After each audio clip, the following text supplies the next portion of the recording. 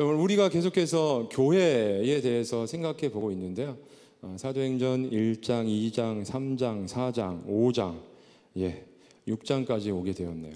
지난주에는 우리가 연합 예배로 드렸고요. 그 전주에는 우리가 잠시 또 다른 말씀을 살펴보기도 했는데요. 다시 또 교회란 무엇인지 계속해서 이어서 보도록 하겠습니다. 여러분, 예수님께서 이 땅에 우리를 위해서 2000년 전에 오셨습니다. 그렇죠? 여러분, 우리 믿고 있으시죠? 그것은 어떤 설화나 사람들이 꾸며낸 이야기가 아니라 하나님의 말씀인 성경 66권을 통해서도 우리는 이 말씀이 예수님의 제자들이 꾸며내서 만들어낸 이야기가 아니라는 것을 충분히 발견할 수 있어요. 만약에 이 이야기를 꾸며내서 만들어서 기록된 말씀이라면 그 예수님을 좀 더 정말 신으로서, 정말 인간이 아는 신의 모습으로서 얼마나 정말 대단한 분이신지, 그런 좋은 부분만 많이 부각을 해서 사람들에게 계속해서 전달하기 위한 어떤 노력들이 이 안에 담겨 있어야 되지 않겠습니까? 그렇지만 성경의 말씀을 우리가 쭉 살펴보면 예수님께서 이 땅에서 어떤 일들을 하셨는지, 그리고 정말 믿어지지 않는 말씀들을 있는 사실 그대로 다 기록하였고, 그 가운데서도 그럼에도 불구하고 하나님께서 역사하심으로 정말 하나님이 선택해서 죄에서 구원하기로 한 사람들이 그 말씀을 듣고 구원을 얻는 것을 우리는 발견할 수 있습니다. 그 일이 2000년 전에만 있었던 것이 아니라 2000년 역사 가운데 세계 곳곳에서 그 복음이 전해지는 곳에서 예수님을 믿는 그 변화된 일들이 일어났다는 것이죠. 아직 우리 청년들 중에도 그 믿음이 온전치 못해서 하나님 말씀 앞에서 정말 내가 이 세상을 어떻게 살아가야 될지 많은 고민들이 있습니다. 세상을 살아감에 있어서 세상에서는 이렇게 살아가야 된다. 이것이 성공을 향한 길이다. 성공을 향한 길이 아니라도 이 세상을 살아가기 위해서는 이렇게 살아가야 된다. 우리에게 굉장히 그 말들이 설득력이 있고 그들이 살아가는 모습을 보아도 설득력이 있어서 우리가 과연 어떻게 살아가야 될지 많은 고민 가운데 우리가 살아가고 있지만, 분명한 것은요, 우리는 예수님을 믿고 구원받은 자들로서 하나님의 말씀이 삶의 중심이 돼서 그러한 세상의 가치관으로부터 완전히 변화되어서 삶이 180도 바뀌어서 하나님의 말씀이 중심이 돼서 살아가는 인생이 되어야 한다는 것이죠. 오늘 말씀을 보니까 예수님께서 그래서 하늘로 우리를 위해서 십자가에 죽으시고 다시 살아나셨다, 사람들 제자들에게 보이셨다, 하늘을 올라가셨습니다. 그리고 예수님께서 약속하신 성령이 예수님의 제자들에게 임하게 되었고, 성령이 충만한 가운데 초대교회가 크게 성장하는 것을 우리는 앞의 말씀을 통해서 계속 발견하게 되었습니다. 그런데 그 말씀과 더불어 반대적으로 그 시대에 이미 그 시대의 어떤 질서를 잡고 있었던 그 권력자들, 종교 지도자들이 이 예수님을 온전히 믿지 못하고 예수님이 자신들이 믿고 있었던 구약의 그 오실 메시아라는 것을 믿지 못하고 계속해서 예수님을 믿는 제자들을 어떻게 합니까? 핍박을 하기 시작해죠. 겁을 주기 시작합니다. 너희들이 어찌하여서 왜 계속 우리가 하지 말라고 하는데 계속 그 예수의 이름을 전하느냐. 그래서 계속 갈등이 일어나죠. 그럼에도 불구하고 어떻게 됐어요? 예수 믿는 사람들이 점점 왕성하게 되었더라. 5,000명까지 이야기가 나왔는데 사도행전 말씀에 이제 뒤로 더 가면 예루살렘에 한 10,000명 정도 되는 사람들이 이 당시에 예수님을 믿기 시작했다. 당시에 예루살렘에는 한 10만 명 정도가 거주했던 것으로 우리가 이제 그 역사를 이렇게 쭉 이렇게 사료들을 이렇게 찾아보면은 대략 그 당시에 한 10만 명 정도가 살았는데 그 중에 10,000명 정도가 예수님을 믿게 되었다. 굉장하죠. 10%예요. 10%. 엄청납니다. 진짜 짧은 시간, 예수님께서 돌아가시고 예수님의 제자들이 복음을 전하는 그 몇십 년 안 되는 그 시간 가운데 그렇게 됐다는 것이죠. 그런데 여기에서 문제가 일어나게 됩니다. 오늘 말씀을 보니까 어떤 일이 일어나요? 먼저 예루살렘에서 예수님을 믿는 사람들이 시작되었는데, 맨 처음엔 누구로부터 시작되었습니까? 유대인들 안에서 예수님을 믿는 사람들이 10,000명 정도까지 늘어나게 됐다는 거예요. 근데 이 유대인들 가운데는 두 종류의 사람들이 있었습니다. 헬라파 유대인과 히브리파 유대인. 히브리파 유대인들은 예루살렘에서 태어나서 계속해서 거기에서 살아왔던 사람들을 히브리파 유대인들이라고 하고요. 그 외에 헬라파 유대인들은 이스라엘은 그렇죠. 이미 그 오래 전부터 나라가 멸망하고 바벨론 가깝게는 바벨론 때에 나라가 멸망하면서 바벨론 사람들이 어떻게 했습니까? 유대인들을 자기네가 살고 있는 여러 지역으로 흩어버렸어요. 그래가지고 그때부터 계속해서 여러 지역에 흩어져 살던 디아스포라 유대인들이라고 하죠. 이 유대인들이 흩어져 살다가 이제 노년이 되어서는 어떻게 합니까? 우리가 나이가 들면 우리도 그렇잖아요. 고향이 그리워져요. 저 아직 40대인데 고향이 좀 그리워지는 것 같습니다. 여러분도 나중에 어떻게 될지 모르겠지만 고향이 그리워지더라고요. 고향 가서 살고 싶다. 그런 마음이 들었다는 거죠. 그래서 그런 마음이 들어서 노년의 때에 이제 이 이스라엘 땅, 그 중에서도 중심이었던 예루살렘으로 돌아와서 살았던 사람들이 있는데 그들을 헬라파 유대인들이라고 해요. 근데 이 헬라파 유대인들 중에서도 그리고 히브리파 유대인들 중에서도 예수님을 믿고 교회의 일원이 되었던 사람들이 있었다는 것이죠. 근데 그들 중에는 과부들이 있었습니다. 여러분, 지난 시간까지 무엇을 이야기했죠? 성령이 충만해서 예수 믿는 사람들이 유무상통하기 시작했다. 재산이 많은 사람들이 자기의 것들 일부를 팔아서 교회에 헌납을 해서 교회 안에 어렵게 살고 있는 사람들이 같이 좀 나누어서 살아갈 수 있도록 그런 일을 했다는 거죠. 그래서 그 안에서 그런 모습을 보면서 예수님을 믿지 않는 사람들까지도 정말 저 공동체가 어떤 공동체인지 모르겠지만 참 아름답다, 보기 좋다, 정말 본받을 만한 점이 있는데 그런 모습이 있었는데 그 안에 어떤 일이 있었습니까?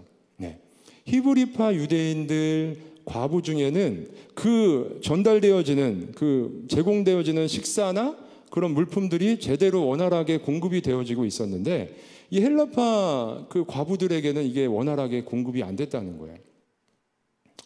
여러분, 정말 초대교회의 굉장히 이상적인 모습 아닙니까? 교회의 모습. 성령 충만하여 날마다 뜨겁게 모이기를 힘쓰고 모일 때마다 하나님을 예배할 때마다 뜨겁게 모두가 정말 기쁨으로 하나님을 예배하고, 여러분 지금 예배하는데 여러분 마음 가운데 기쁨이 있습니까? 어때요? 아멘. 좋습니다. 모두에게 아멘이 마음속으로 고백되어졌기를 바랍니다. 그러고 정말 그 많이 가진 자들이 그 물건을 자기의 재산을 내놓아서 연약한 자들을 이렇게 두루두루 살피는 가운데도 이런 일이 일어났다는 거예요. 이렇게 뭔가 마음에 제대로 공급받지 못해서 뭔가 상처를 받은 사람들이 나타나게 되었다는 것이죠. 그래서 그 문제를 헬라파 유대인들이 그 사도들에게 가서, 사도들은 예수님의 12제자를 특별히 사도라 그러죠. 그 사도들에게 가서 우리 교회 공동체 안에 이런 문제가 지금 발생했습니다. 이거를 어떻게 해결하면 좋을까요? 라고 했더니 사도들이 무시하지 않았어요. 이런 일이 있단 말이야? 재빨리 반응을 하고 그 문제를 해결하기 위해서 나서죠. 그래서 어떤 일이 있습니까? 너희들 중에 성령과 지혜가 충만하여 3절 말씀 보면 칭찬받는 사람 7을 택해라. 우리가 흔히 이 7을 7 집사라고 하는데요. 사도행전은 솔직히 이 오늘 본문에는 집사라는 직분이 나오진 않습니다. 근데 사도행전 21장 정도에 가면은 이 7명 중에 한 사람이었던 빌립이라는 사람이 다시 한번 등장하는데 거기에서 빌립이라는 집사가라는 그 단어가 거기에선 쓰이기 때문에 이제 우리가 이렇게 7 집사라고도 하는데요. 어쨌든 그건 뭐 크게 중요한 문제는 아니고요. 그래서 여기에 7명의 사람을 세워서 그 일을 맡아서 해결할 수 있도록 이제 하는 그 역할을, 그 문제를 이제 해결하는 게 나오는 것이죠. 그래서 여기에 그 7명이 누굽니까? 우리가 잘 알고 있는 스데반이라는 이름이 있죠. 그다음에 빌립, 브로고로, 니가노로, 디몬, 바메나, 유대교에 입교했던 안디옥 사람 니골라. 이 니골라라는 사람은 유대인이 아니었던 거예요. 그렇죠? 그래서 특별히 유대교에 입교했던 안디옥 사람 니골라라고 이야기합니다. 근데 이 사람들의 이름을 보면 이 사람들은 헬라파에 속했던, 헬라어 지금 이름들이 여기 많이 기록되어 있는 거거든요. 그러니까 너희들이 지금 너희들 중에 있는 그 연약한 과부가 어려움을 겪고 있는데 그 문제를 제대로 해결되지 못하니까 너희들 중에 대표를 뽑아서 이 사람들의 문제를 해결했으면 좋겠다. 그런 의미를 가지고 이 사람들이 뽑히게 되었고요. 그래서 이 사람들이 그 문제를 해결해서 교회 문제가 일단 한 가지 해결되는 것을 우리는 발견하게 됩니다. 여러분, 여기에서 우리가 한번 생각해 볼 것은 교회란 끊임없이 이 어려움을 겪고 있는 사회적 약자를 돌아보는 일을 게을리하면 안 된다는 것을 좀 한번 생각해 볼 수 있어요. 우리 교회는 어떤가요? 우리 청년부는 어떤가요? 사회적 약자, 나 살기도 힘든데 내 꿈, 20대로서 이제 내가 앞으로 무엇을 하며 어떻게 살아가야 될지에 대한 고민도 정말 그걸로도 머리가 지끈지끈 아픈데 사회적 약자를 언제 돌아보지? 우리는 이렇게 뒤로 미룰 수가 있어요. 근데 오늘 말씀에는 어떻게 돼요? 어떤 문제가 발생하자 곧바로 그 문제에 대해서 인식을 하고 그 문제를 해결하기 위한 행동들이 나타났다는 것이죠. 바라기는 우리 청년부도 항상 하나님께서 우리에게 원하시는 게 크게 두 가지라고 저는 여러분에게 계속 말씀을 드리고 싶은데요. 하나는 뭐예요? 우리가 드리고 있는 이 예배. 하나님을 믿는 사람으로서 하나님 앞에 우리가 올려드릴 수 있는 가장 하나님이 기뻐하시는 일 중에 하나가 예배죠. 여러분, 이 예배를 통해서 뭐 은혜를 받을 때도 있고 뭐 못 받을 때도 있고 그거는 상관없이, 여러분이 은혜 받고 못 받고 상관없이 먼저는 하나님께서 나를 구원하신 하나님 앞에 정말 감사함으로 임하는 그 예배자의 모습을 하나님은 기뻐하시며 그 예배가 계속해서 일어나기를 바라신다는 것이죠. 또 하나는 뭘까요? 저는 그렇게 이야기하고 싶은데 선교적 사명이라고 얘기하고 싶어요. 하나님께서, 예수님께서 이 땅에서 하늘로 올라가실 때 너희들이 내 이름으로, 내 이름의 증인이 돼서 땅끝까지 이르러 내 증인된 삶을 살아라.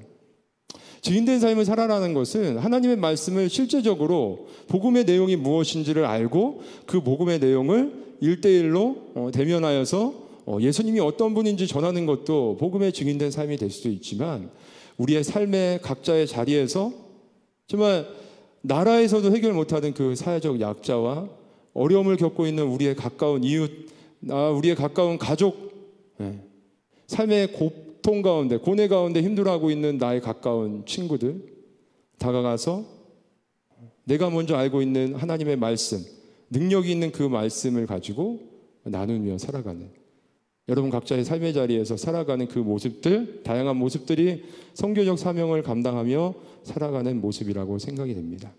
그렇게 살아갈 수 있는 우리가 되었으면 좋겠습니다. 근데 이어지는 말씀을 또 계속해서 보면요, 오늘 7장 말씀까지가 오늘 본문의 말씀입니다. 두 번째 단락에는 스데반이라는 그 7명의 뽑힌 선택된 사람들 중에 한 명이었던 스데반, 그 사람이 이제 사람들과 논쟁을 한다는 이야기가 나오죠. 근데 그 논쟁을 하는 사람들이 누구예요? 9절 말씀을 보면, 여러분 앞으로는 꼭 성경책을, 아니면 성경책을 갖고 다니기 힘드시면 우리 휴대폰은 다 갖고 다니니까 앱을 꼭 설치해서 말씀을 쭉 펴놓고 이렇게 같이 보면 좋을 것 같아요. 9절 말씀 보면 이른바 자유민들 어디예요? 맨 처음에 우리 기억나십니까? 사도행전 초반에 예수님의 제자들이 성령을 받을 때, 그때가 무슨 절기였죠?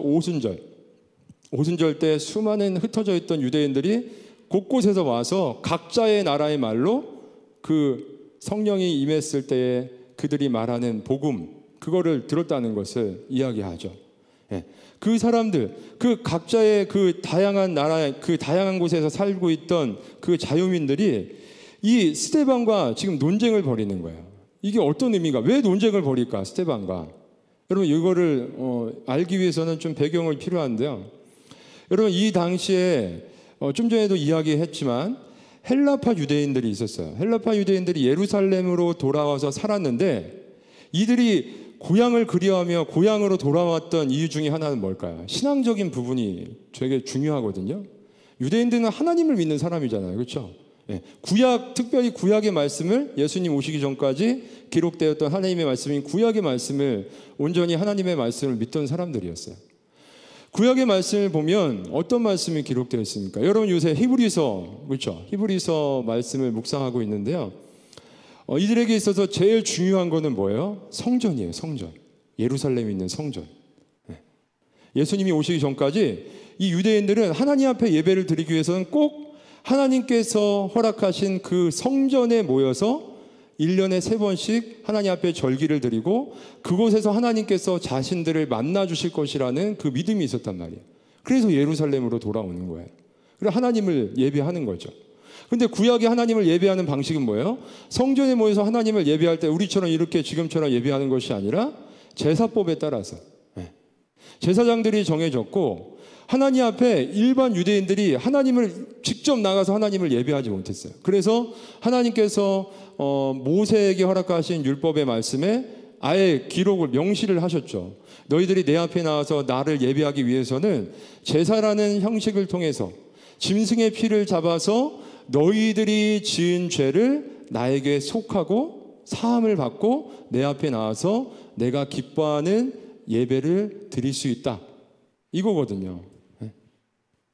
그래서 여기에 있는 지금 스데반과 논쟁을 하는 그 유대인들은 그 사람들인 거예요. 아니, 우리는 분명 각각 흩어져 살다가 이제 예루살렘에 모인 이유가 우리가 믿는 하나님, 그 하나님을 잘 믿기 위해서는 이 예루살렘 성전에서 하나님 앞에 구약의 율법의 말씀에 따라서 제사를 제대로 정확하게 드리고 하나님 앞에 신앙생활을 해야 우리가 구원을 받아 하나님 백성으로서의 그 참된 삶을 살아가는 것이라고 생각해서 모여 있는데 갑자기 뜬금없이 예수 믿는 사람들이 나타나서 그거 다 이제 패했다. 이제 더 이상 짐승 잡아서 피 흘리지 않아도 너희들 죄, 너희들의 구원자라고 오신 예수께서 십자가에 달려 죽어주심으로 모든 죄가 이제 용서받았으니까 다 필요 없어.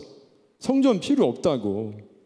이제 하나님 앞에 너희들이 직접 나가서 예배자로 하나님 앞에 예배 드리면 돼. 너희들의 죄는 이미 예수를 통해서 용서받았어. 이 말씀을 그냥 한 게 아니라 구약에 기록된 그 예언서 선지자들을 통해서 하신 말씀들, 율법을 통해서 기록되었던 말씀들을 조목조목, 그렇죠? 지금 히브리서 좀 전에 언급했었는데 천사보다 높으시고 모세보다, 율법을 기록한 모세보다도 뛰어나신 분, 감히 어디 비교를 할 수 있는 하나님의 아들이신 예수님, 그 예수님을 말하니까 계속 논쟁이 생겼는데 어떻게 했어요? 당해냈습니까? 못 당해냈습니까? 못 당해냈다는 거예요. 스데반이 하는 말들이 다 맞아. 하나님께서 지금 성령 충만해서 하나님이 주시는 그 능력으로 말씀을 해석해서 논쟁을 하는데 그걸 누가 이길 수 있겠어요? 그렇죠? 그랬더니 어떻게 했어요? 그 사람들이 분하겠죠. 그리고 그동안 어떻게 했다고요? 너희들 그거 하지 마. 예수 전하지 마. 우리의 질서를 흐트러뜨리지 하지 마. 했는데 말을 안 들으니까 이제 케이스가 된 거야. 스데반. 그래. 쟤를 잡아서 어떻게 해야겠다. 본을 보여야겠다. 그래서 거짓 증인들을 세워가지고 저 스데반이 하나님을 모독했다라는 죄목으로 지금 공회 앞에 세우게 되는 거예요. 하나님을 모독하면 어떻게 되는 거야? 그냥 그게 밝혀지면 뭐 더 말할 것도 없어요. 데려다가 그냥 돌로 때려 죽이면 끝인 거예요. 종교재판. 마지막 변론을 하게 해주는 거죠. 7장 말씀을. 그래서 뭐라고 말씀해요? 대제사장들이 끌어다 놓고 스데반한테 얘기하는 거야. 야, 지금 이 증인들이 하는 말들이 진짜냐? 했더니 이것이 사실이냐? 그랬더니 스데반이 뭐라고 해요? 7장을 쭉 이제 이야기하는 거예요. 뭘 이야기해요? 이 당시 유대인들은 다 알고 있는, 이미나 너무나 잘 알고 있는 자신들의 조상에 대한 이야기. 하나님께서 자신들의 첫 번째 하나님이 부르셨던 조상인 아브라함으로부터 시작해서 하나님께서 아브라함을 부르셔서 지금까지 그 예수에 대해서 우리에게 이야기했던 것이다 라는 것을 이야기하는 거죠. 아브라함을 하나님이 부르셨고 그 다음에 뭐 어떤 얘기를 하나요? 요셉이 애굽으로 내려가서 우리 민족이 애굽에서 이제 한 민족이 되어서 모세를 통해서 너희들이 그렇게 지금까지 굳게 믿고 있는, 지키고 있는 그 율법을 준 그 모세를 통해서 우리를 출애굽했잖아. 그렇지? 그런데 그 출애굽했을 때 하나님 앞에 율법을 받으러 모세가 올라갔을 때 너희들의 조상이 뭘 했니? 뭘 했죠, 여러분? 금송아지를 만들었잖아요. 그리고 그 애굽에서 나와서 광야 생활할 때 너희 조상들이 뭐 했니? 하나님 앞에 계속 불평하고 하나님의 말씀에 불순종했지 않니? 그리고 너희들의 조상들이 그 이후에도 뭐 했니? 하나님의 말씀을 너희들에게 선포하는 그 참된 선지자들을 다 잡아다가 저 가짜 선지자들이라고, 자기들 기분 나쁘다고 다 잡아다 죽이지 않았니? 그 얘기를 쭉 길게 나중에 읽어보세요. 네, 지금 읽고 있죠. 그리고서 맨 마지막 7장 51절로 53절에 이렇게 말을 하는 거죠. 이 목이 곧고 마음과 귀에 할례를 받지 못한 사람들아, 너희도 너희 조상과 같이 항상 성령을 거스르는도다. 하나님을 거스르는도다. 너희 조상들이 선지자들 중에 누구를 박해하지 아니하였느냐? 박해받지 않은 선지자가 하나도 없다. 의인이 오시리라 예고한 자들을 그들이 죽였고 이제 너희는 그 의인까지도 그 하나님의 아들이신 예수까지도 잡아준 자요 살인한 자가 되나니 너희는 천사가 전한 율법을 받고도 지키지 않았구나. 네. 그랬더니 어떻게 돼요? 54절 그들이 이 말을 듣고 마음에 찔려 그를 향해서 이를 가라. 네. 앞부분은 어떻게 됐죠? 사도행전 3장 쪽에서는 이렇게 베드로가 복음을 이렇게 해석해서 전할 때 그 말씀을 받았던 사람이 거기에서도 찔렸어요. 마음이 찔려가지고 어떻게 했어요? 아, 우리가 어찌할꼬? 우리 사도들이여, 우리가 그럼 어떻게 하면 좋겠습니까? 거기서 그랬잖아요. 그리고서 너희들이 그렇다면 예수를 믿고 너희들이 예수의 이름으로 세례를 받고 우리와 같이 예수를 믿으며 살아가면 된다. 알겠다고서 많은 사람들이 돌아왔는데 여기서는 그러지 않고 똑같은 복음을 들어도 이 사람들은 어떻게 했어요? 마음이 찔려서 그들을 향해서 이를 갈고 스데반이 성령이 충만해서 우리 예수님께서 하나님 우편에 서신 것을 보아라 하고서 이렇게 막 하늘의 그 열린 문을 보며 그런 이야기를 하니까 도저히 참지 못하고 어떻게 했습니까? 스데반을 데려다가 돌로 쳐 죽였죠. 그래서 스데반은 첫 번째 초대교회의 순교자가 되고 맙니다. 여러분 복음 잘 알고 있어요? 복음이 뭐예요? 예수님에 대한 이야기, 예수님에 대한 말씀. 여러분 유치부 때부터 쭉 지금 유치부 성경학교 하고 있잖아요. 오늘 성경학교, 다음 주 토요일, 일요일 3일 동안 성경학교 하고 이제 앞으로 계속해서 유초등부, 중고등부, 우리 청년부까지 수련회가 지금 기다리고 있고 수련회를 위해서 준비하고 있습니다. 여러분 복음 너무나 잘 알죠? 복음 어떻게 알게 되었습니까? 여러분에게 전해준 누군가가 있죠. 교회 학교 선생님, 여러분들의 부모님, 저와 같은 목회자, 지금까지 만났던 수많은 목회자와 선생님들과 부모님이 귀에 딱지가 않도록 우리가 말씀 들을 때마다 그 복음을 들어요. 이걸 전하는 걸 뭐라 그래요? 전도.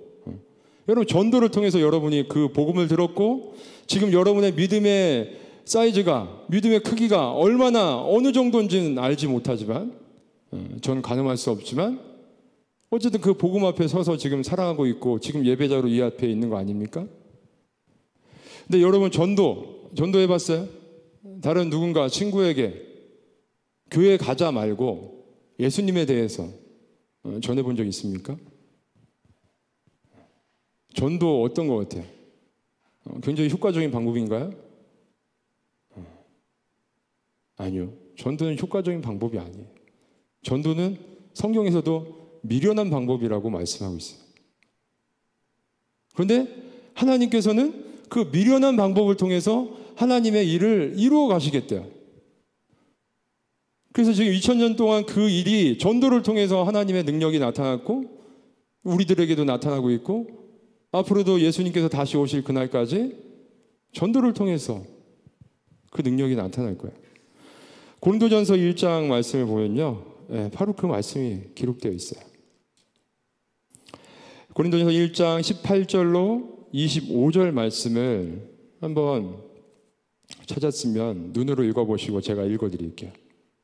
보세요. 어렵지 않은 말씀이에요. 십자가의 도가, 복음이 멸망하는 자들에게는 미련한 것이요 구원받는 우리에게는 하나님의 능력이라. 기록된 바 내가 지혜 있는 자들의 지혜를 멸하고 총명한 자들의 총명을 폐하리라 하였으니, 지혜 있는 자가 어디 있느냐, 선비가 어디 있느냐, 이 세대의 변론가가 어디 있느냐.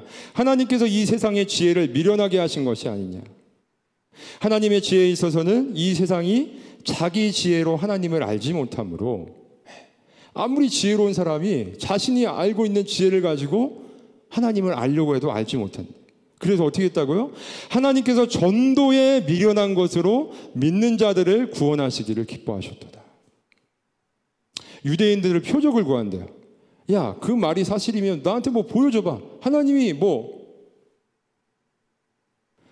헬라인들은 지혜를 찾는데, 이 당시 헬라인들은 지혜자잖아요. 그렇죠? 이 당시에는 계급사회예요. 거의 90%의 노예들이 다 먹여 살리고, 일반 자유민들은 뭐예요? 맨날 지혜, 논쟁, 논리적인 이야기들 주고받으면서 거기에 즐거움을 누려요. 오늘날 우리 지혜로운 사람, 그 당시 그렇게 평생 그냥 일 같은 거 전혀 하지 않고 자유인으로서 그런 정말 인생이 무엇인지, 지혜가 무엇인지 이런 것들만 계속 고뇌하면서 생각하는 사람과 대화해서 이길 수 있을까요? 23절, 우리는 십자가에 못 박힌 그리스도를 전하니 유대인에게는 꺼리 끼는 것이요. 왜? 자신들이 죽였으니까. 이방인에게는 미련한 것이로되. 야, 저런 진짜 말도 안 되는 허무맹랑한 말을 하고 있네. 오직 부르심을 받은 자들에게는 유대인이나 헬라인이나 그리스도는 하나님의 능력이요 하나님의 지혜니라. 하나님의 어리석음이 사람보다 지혜롭고 하나님의 약하심이 사람보다 강하니라. 꼭 말씀하고 있습니다. 여러분, 교회란 무엇, 어때야 되는 것이 교회입니까? 예배도 드리지만 이렇게 우리가 계속해서 하나님의 말씀을 여러분이 읽고, 왜 이 예배 시간, 설교 시간에 목사님 적용만 해주세요, 딱 안 하고 성경을 해석해 줄까요? 여러분 집에서 말씀 읽잖아요. 읽을 때 여러분 맨날 주석책 찾아서 이거 무슨 의미지? 이거 배경은 뭐지? 할 수 없으니까 여러분의 이해를 돕기 위해서 설명도 해주고 하나님의 말씀의 뜻을 바르게 깨닫기 위해서 하는 거 아닙니까? 그렇게 깨달아서 우리가 해야 될 것이 뭐예요? 증인된 삶에 중요한 게 뭐예요? 전도를 하는 교회가 되어야 된다는 것이죠. 그리고 하나 좀 전에 빠뜨린 건 뭐예요?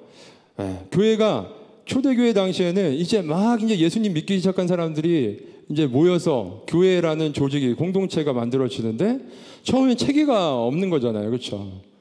어떤 조직으로서 어떤 체계가, 우리 성서교회도 딱 담임 목사님 계시고 당회가 있고 재직회가 있고 그 다음에 그렇죠? 쭉쭉 있고 어떤 구성위원회들이 있고 어떤 주일학교 모임이 있고 다 이렇게 조직이 만들어져 있잖아요. 지금 이 구제 문제가 일어나니까 7명을 택해서 그 일을 위한 일을 하도록 만들었던 것이죠. 교회라는 것은 이렇게 맨 처음에는 개척해서 이제 교회가 만약에 생겨졌다 싶시다. 그럼 그 다음에 이제 어떤 필요들에 의해서 계속해서 조직이 만들어져 나가는다는 것이죠. 근데 우리가 그거를 생각했을 때 조직이라는 것이 이제 그렇게 만들어져 나가다 보면 나중에 체계가 이렇게 잡히면 그 다음에는 그게 흐트러지기가 되게 쉽지가 않다는 거예요. 어떤 일에 꼭 필요해가지고, 하나님의 일에 꼭 필요해서 만들어진 것인데 그게 시간이 지나서 그게 필요가 없어진다면 또 다른 어떤 필요 있는 일에 그 조직이 좀 유기적으로 좀 잘 이렇게, 그렇죠, 하나가 되어 나가야 되는데 일반 세상의 조직처럼 교회가 그렇게 된다면 안 된다는 것이죠. 우리 교회도 마찬가지 아닐까요? 세대가 계속 바뀌어가고, 그리고 그 시대에 따라서 어떤 필요들이, 근데 중요한 것은 여기서 조직에 있어서 중요한 것은 하나님께서 기뻐하시는 일이 무엇인지에 초점을 맞춰서 그 조직이 유기적으로 좀 부드럽게 잘 움직일 필요가 있다는 것이죠. 그래서 여러분, 교회란 무엇입니까? 오늘 말씀을 통해서 3가지 정도 살펴보았습니다. 교회는 약한 자들을 계속해서 잘 돌아봐야 될 것이고요. 교회는 그 조직이 될 수밖에 없어요. 그런데 그 조직을 얼마나, 그렇죠, 하나님이 기뻐하시는 모습으로 계속 잘 만들어 갈 것인가를 우리는 또 생각해야 된다는 것이고, 또 이 스데반 집사가 왜 지금 순교를 당했습니까? 그렇죠. 예수님을 전하다가 순교를 당하지 않았습니까? 교회는 전도가 미련해 보이지만 그 전도라는 것을 항상 놓치지 않고 우리의 주변에 아직도 알지 못하는 자들에게 전해주는 역할을 끊임없이 잘 감당해야 한다는 것입니다. 이 세 가지를 잘 기억하면서 우리의 교회를 앞으로도 잘 세워나갈 수 있는 우리가 되었으면 좋겠습니다.